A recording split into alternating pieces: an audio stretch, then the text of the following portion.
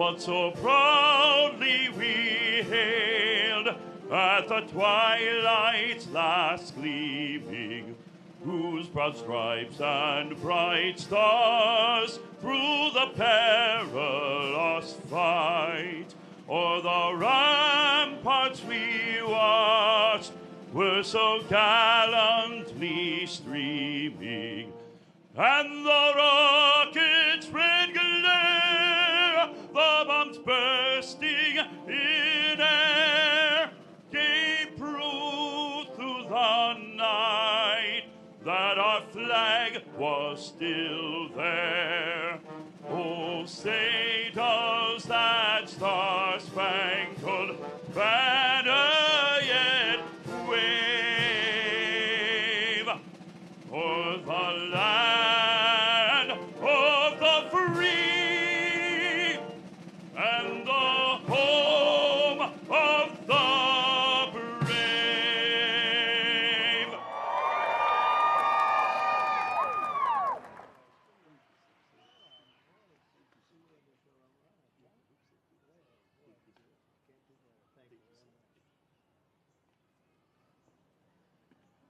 Well, thank you very much, everybody, and a very happy Easter to everyone. It was a beautiful day yesterday, and it's a beautiful day today. We don't have to worry about sunburn, but looks like it's not going to be raining. It's going to be really something special. 40,000, 42,000 people are expected all throughout the day, and it's an honor to have you. I just signed an executive order putting the flags of our country, all of them, all federal flags and state flags, at half-mast in honor of Pope Francis. So he was a good man, worked hard. He loved the world, and it's an honor to do that. I want to thank everybody for being here. This is some band. I've heard this band actually indirectly for 4 years and very directly now for 4.5. And I like the direct method even better. But the Marine Corps Band is very, very special. Thank you very much. What a great job. Thank you. Thank you. I also want to thank the National Park Service, the job they do in making everything so beautiful and spiffy. And I'm very difficult when it comes to that, I will tell you. Very, very difficult. And I say they have done an incredible job. You just have to look around and see. And I just want to give a special thank you to our great First Lady who organized this entire event. She worked very, very hard on it. She worked very hard. I said, "What are you doing?" She said, "I'm working on the egg roll." I said, "That sounds like a lot of fun." And we're going to have a lot of fun in just a couple of minutes. But again, our country is doing very well. We had the highest number of recruits, enlistments that we've had in, I think, 28 or 29 years, and I'm sure we're going to actually... There's the president speaking at the White House on this Easter Monday, saying his first words about the passing of Pope Francis. I want to bring in ABC News papal contributor and consultant to the Vatican, Father James Martin, for more. Father, we just heard the president saying that he has now ordered all federal and state flags at half-staff, and he said that Pope Francis is a good man, worked hard, loved the world, and that it's an honor to do that, meaning an honor to ask the flags be flown at half-staff. What do you make of the president's words and how world leaders in general are remembering the Pope today? Well, it's a very gracious thing. It's also very accurate. He was a good man. He did work very hard. And, you know, the Pope, of course, having been in office for 13 years or so, would have met with so many world leaders. And so they knew him personally as well. And I think President Trump had met him in his first term. So this is someone they were able to take the measure of. No matter who you were, even if you were someone he disagreed with, he always treated you with respect and dignity. What did you make of his approach to world leaders in general? Because he veered into a lot of geopolitical topics and met with several world leaders, including President Trump among them, met with Vice President Vance just yesterday, one of the last people to have an audience with the Pope, also President Biden, President Obama, et cetera. Well, the Vatican is used to dealing with diplomats. They've been dealing with diplomats, as a friend of mine used to say, since the time of Charlemagne. So it's not something that's unusual for them. And they will talk to anybody. I think one of the interesting things about Pope Francis was when he would go to places that were war-torn or sort of riven with division, he would usually not put a foot wrong, even when he was reaching out to people who would be on the margins or persecuted minorities. he usually came away from those trips with people saying, boy, he did a really good job in trying to bring people together. So unity was his real message in places of war and strife. You're probably going to be doing a lot of, Catholicism 101 over the course of the next week or so. And one of the questions we're already getting is about when we say that Pope Francis was the first Jesuit Pope. Can you explain why that's so significant? Yeah, sure. I'm a Jesuit, so I'm a little biased. A Jesuit is a Catholic religious order. We take vows of poverty, chastity, and obedience. We live in community, like Franciscans, Benedictines, Trappists. It's another way of being a priest or a brother. It's significant for him because he is the first man from a religious order, a Catholic religious order, to be elected Pope for centuries. So he's the first guy that would have taken a vow of poverty for such a long time. We take a public promise not to ambition or strive for high offices in the church. So this is someone who's obviously not a climber. And he was also, himself known for living very simply, as we Jesuits like to do. The famous stories of him paying his hotel bill when he moved out after his election of Pope, taking the bus. These are all things that we Jesuits try to do. We try to live simply. So I think his simplicity of lifestyle and also his closeness to the poor. Yeah, I think there were photos of him as a cardinal, taking the bus, taking the subway, et cetera. How do you think that showed up in his papacy, and how do you expect that will show up in how he's remembered? That's a great question. I think his consistent emphasis on the poor and on living simply, and he also asks cardinals and bishops and priests to live simply as well. But also he really trusted people's consciences. I think that's a Jesuit hallmark. When he met with people who were divorced and remarried, or LGBTQ, or migrants and refugees, he was looking at them as individuals, who really had consciences that needed to be reverenced. In February, the Pope wrote a letter to U.S. bishops encouraging them to work closely with migrants and refugees. That was a cause clearly close to his heart. He delved into it quite a bit. It also put him at odds with some political leaders, including our current president at times. How do you think about how he handled that and what that does for his legacy going forward? Well, he was preaching the gospel. Jesus says, I think in the 25th chapter of the Gospel of Matthew, when you welcome the stranger, you welcome me, and when you don't welcome the stranger, you don't welcome me, right? So he's preaching the gospel, and if it has political implications, I think he felt so be it. His final message today, including a call for peace, which we've heard from him before, and then he specifically talked about Israelis and Palestinians and Christians all over the world. What did you make of that moment, now knowing it was his final message, calling for peace and an end to these wars? A beautiful message. I'm reminded of the time when he was working with people from Sudan and actually, I don't know if you remember this, bent down and kissed the feet of one of the Sudanese leaders, asking him for peace. So this was something that he wanted and that he tried to promote. And I think it's kind of beautiful that his last message was about peace and his last message was on Easter Sunday. Quite a wonderful way to conclude his papacy. What are you watching for now, both in terms of how he's going to be talked about, how he's going to be remembered, the specific funeral plans themselves, but also the conversations then moving to his successor? I was in Rome for the last 2 Octobers for a synod, which was a big meeting of church representatives. And I was thinking that of all the cardinals in the room, maybe the Pope is in this room. So I think people have already been discussing it, privately among themselves. There's no campaigning, of course. But I think all the cardinals are trying to think who would be the best person to continue his legacy. How do you think he modernized the church during his 12 years? And how do you see that moving forward? Well, I think he reached out to people who felt on the margins, divorced and remarried Catholics, migrants and refugees, LGBTQ Catholics. But this process he started called the Synod, which was trying to help the church become more welcoming, more listening, more inclusive, really I think will be one of his longest term legacies.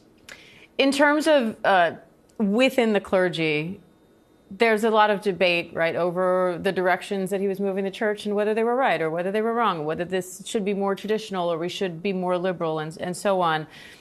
That aspect of it, the just being more open, more welcoming, and more one with the people as opposed to a more hierarchical structure when you look at clergy versus the lay people who come into the church. Is there debate about that itself? Do you see, what part of those do you see maybe meeting resistance in future, and what part of that do you see as lasting? Absolutely. There has been resistance. So in this synod, which is, again, trying to make the church more welcoming, listening to everybody's voices, a lot of people say, well, why do we need to do that? We have the rules already. Why do we need to listen to people's voices? But his insight was that the Holy Spirit is alive and active in everybody. So why wouldn't we want to listen to those people's voices? So that's kind of the tension, I think, inherent in what he was trying to do. All right. ABC News Papal contributor, Father James Martin. Father, thank you. You're welcome. And let's bring in senior political correspondent Rachel Scott for more on the Pope's passing and the response there at the White House. Rachel, the president just ordered flags to fly at half-staff in honor of the Pope. What stood out to you from his remarks just now, the president talking about the Pope? Yeah, these were very brief remarks from President Trump. He called Pope Francis a good man, saying that he worked hard. The president also, as you mentioned, mentioning that he signed this executive order for the flags to be lowered to half-staff, not only here at the White House, which has already happened, but also across the country. Earlier, the president posting on social media saying, "Rest in peace, Pope Francis. May God bless him and all those who loved him." So very brief and short remarks from the president as he was there with the First Lady as they kick off the Easter egg roll here at the White House. Pope and our President Trump and Pope Francis had somewhat of a tense relationship at times, with the Pope criticizing the president on certain issues, including immigration. The president also criticized the Pope. But after they met in 2017, President Trump called it the honor of a lifetime. So what do you make of their relationship? He called it a fantastic meeting. He said it was an honor of a lifetime to have an audience with the Pope. Obviously, something that is very rare and notable for any world leader, and especially the President of the United States, to do. But you are right, Diane. There was this tension in their relationship, especially over immigration. Pope Francis was asked recently what he thought of the president's mass deportation plans, and he said, if true, it would be a disgrace, warning that it would end very, very badly. Vice President J.D. Vance just actually left from having an audience with the Pope. He was likely the last foreign dignitary to meet with the Pope and have an audience with him. And while that was only a couple of minutes, he also did meet with Vatican officials. And a statement from the Vatican, they shared that there was a difference in opinion that could have been expressed between their meetings with the Vatican officials and also the vice president over the issue of immigration. But the bottom line here is, as we remember Pope Francis and remember the man who he was, the type of Pope that he was, he always continued to engage in that dialogue, even if there is a difference of opinion that was maybe expressed in those interviews. He still reached across and wanted to have that conversation and wanted to share a message of peace, a message of hope, Diane. And Rachel, quickly, I want to also ask you about the vice president who, you can't make this up, right? Visited with the Pope just yesterday, one of the last people to have an audience with him. What are you hearing about that meeting? Yeah, the vice president did post on social media earlier this morning. He's still on that international trip, and he was one of the first from the administration to really address the passing of Pope Francis. In a statement, he said, "My heart goes out to the millions of Christians all over the world who loved him. I was happy to see him yesterday, though he was obviously very ill." Again, extending that moment of gratitude to the Vatican and to Pope Francis for taking the time. But how striking and also how remarkable it is that Vice President J.D. Vance, who recently converted to Catholicism, had that audience with the Pope and what we now know would be his final hours of life. Diane. Rachel Scott at the White House for us. Thanks, Rachel. And now cardinals from around the world will head to the Vatican as preparations are made for the Pope's funeral. Let's bring in Chief Investigative Correspondent Aaron Katersky for more. Aaron, you reported on the death of Pope John Paul II in 2005. And then the transition when Pope Benedict retired. That was a surprising move. Talk about those experiences and how you think this conclave will differ. Well, I think the primary difference is I'm not sure the cardinals learned of the Pope's death by text the way they did on a group message. We heard from Timothy Cardinal Dolan here in New York that it was about 4:15 in the morning Eastern time when he received a group message alerting him of the Pope's death. I think that's one difference, and a notable one, about how Francis set the tone for the modern papacy, engaging with a whole new generation of youth and a generation of technology. Someone who had something of an influence on pop culture, was on the cover of magazines. But in death, the ritual is very much prescribed. The period of mourning, the lying in state, this period of sede vacante when there is no Pope and major decisions about the church largely don't get made. And then very quickly, the focus shifts to the Pope's successor and whether his efforts to open the church, to make it more welcoming, to make it more inclusive in ways, whether that will continue or whether the cardinals will reach for something else. So what's the latest on how Pope Francis wanted to be remembered? Because he has some say in what we're about to see unfold over the next few days. So where do you expect to see his personal touches in the way he is remembered in this funeral? Most remarkably that we know of so far is in his choice of a burial location, not in the crypt beneath St. Peter's, but in an ordinary church in Rome. And I think that is in keeping with his desire to bring the church from its hierarchy and bring it away from the pomp and prestige of the papacy and bring it to the people. And he himself forewent some of the usual trappings of the office and became a living example of the humility that he sought for the Roman Catholic Church. And he will lie in repose for 9 days, and no doubt we'll be seeing huge crowds come in to pay their respects. By tradition, huge crowds. And I'll be interested to see if the crowds look different than they may have for other popes. When John Paul died, Poles came streaming toward Rome to pay their respects to the first Polish pope. Here, Francis, the first non-European pope in like 1,300 years. Will that be a draw for people to come and pay their respects in person and really reflect the changing face of the church and where it's growing and maybe where it's not? All right. Chief Investigative Correspondent Aaron Katersky. Aaron, thank you. Coming up, the funeral plans now underway at the Vatican. Terry Moran explains what to expect and what happens now to elect Pope Francis' successor.